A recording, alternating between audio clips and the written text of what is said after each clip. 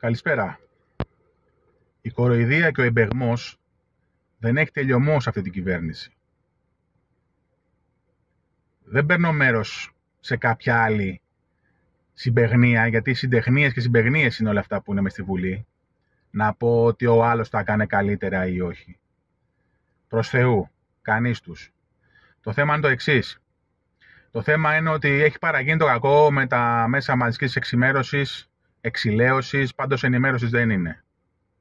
Έχει παραγίνει το κακό με την προπαγάνδα υπέρ της κυβέρνησης.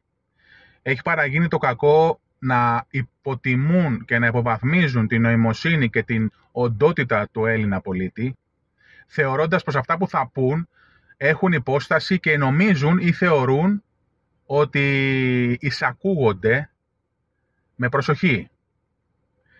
Λοιπόν, ποιος θα πίστευε ότι θα ακούγαμε από τον Υπουργό Οικονομικών ή τον Υπουργό Υγείας ή τον Υπουργό Επικρατείας να μας κάνει το άσπρο μαύρο, και θα σας πω παραδείγματα, το άσπρο μαύρο, και να βγαίνουν τα κανάλια και να λένε ναι, μα έχει δίκιο.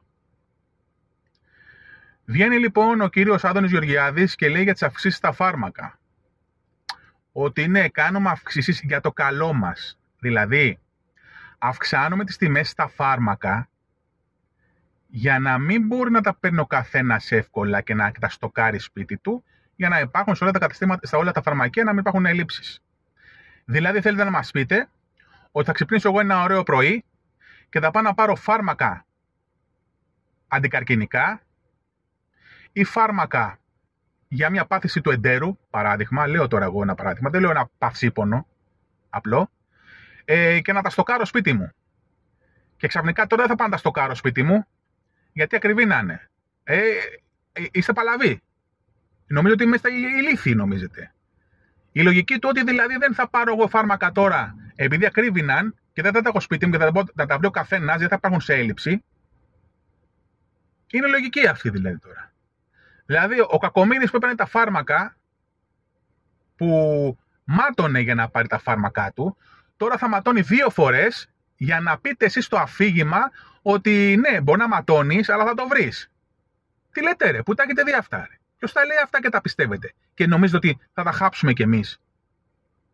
Ένα το κρατούμενο. Δεύτερον, η ακρίβεια στα ράφια του σούπερ μάρκετ καλπάζει, δεν σταματάει πουθενά. Άκουσον λοιπόν, εφευρέθηκε και το καλάθι του μαθητή, όπου μέσα βέβαια θα ξαναμπούν αμφιβόλου ποιότητος προϊόντα, λέγοντας πως είναι καθαρά οι τιμές αυτές υπέρ του καταναλωτή και ότι να έχουμε προϊόντα για όλα τα βαλάντια. Ξέρετε πολύ καλά όλοι οι γονείς, και εγώ πατέρας 2 παιδιών είμαι, ξέρω πολύ καλά πως το φτηνό θα το πληρώσω ακριβά τελικά. Νομίζουν όμως ότι μας κοροϊδεύουν μέσα στη μούρη μας ξανά και θα το χάψουμε.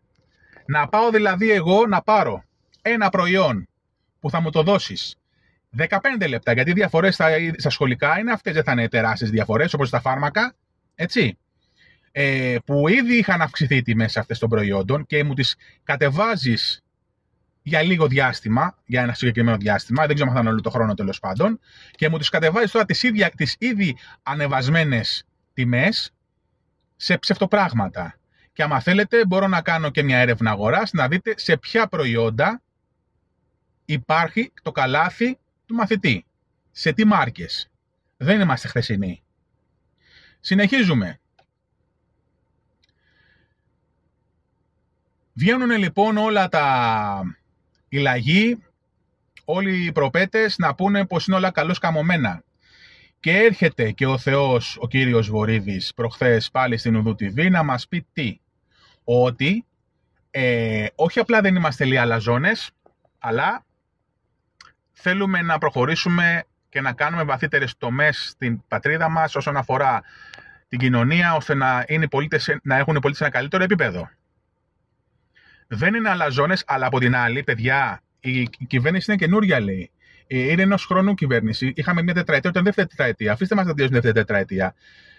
Άλλο παραμύθι. Η κυβέρνηση, φίλε μου, Βορύδη Μάκη, δεν είναι ενός έτους τώρα. επειδή αλλάξατε την σύνθεση της κυβέρνησης και γίνατε αλλιώς, έχει αλλάξει κάτι. Η κυβέρνηση αυτή συνεχίζει να πορεύεται τα τελευταία 5 συναπτά έτη χωρίς καμία πρόοδο. Και ερχόμαστε στο κερασάκι της τούρτας, να μην μακρηγορώ, μέσα σε όλα αυτά τα παραμύθια, όπου έχει ακριβήνει μέχρι και ο καφές, δηλαδή τα αναγκαία, τα απαραίτητα εφόδια ενός ανθρώπου Έλληνα αυτή τη στιγμή να βιοποριστεί, όπου είναι το λάδι, το ψωμί, το γάλα, η ζάχαρη, το αλάτι, ένα απορριπαντικό, ο καφές, να ανεβαίνουν όλα αυτά στα ύψη. Όλα. Και έρχεται λοιπόν ο Θεός, ο κύριος Μητσοτάκης, και τι ανακοινώνει λοιπόν? Θα μειώσει τα διόδια της Αττικής Οδού κατά 30 λεπτά. Από 2,80 σε 2,5 ευρώ. Και πανηγυρίζουν και λένε κοιτάξτε τι κάναμε. Και βγαίνουν πάλι στην Οδού TV και τι λένε? Πολύ καλό το μέτρο, θα ανασάνει ο κόσμος. Και δεν ντρέπονται, δεν κοκκινίζουν, που έχουν το θράσος να λένε αυτά ζωντανά στην κάμερα. Όχι σε μια εκπομπή. Ζωντανά. Του λένε μπράβο, καλά έκανες, μας έσωσες. Η ντροπή και η ανέχεια έχει τα ωριά της.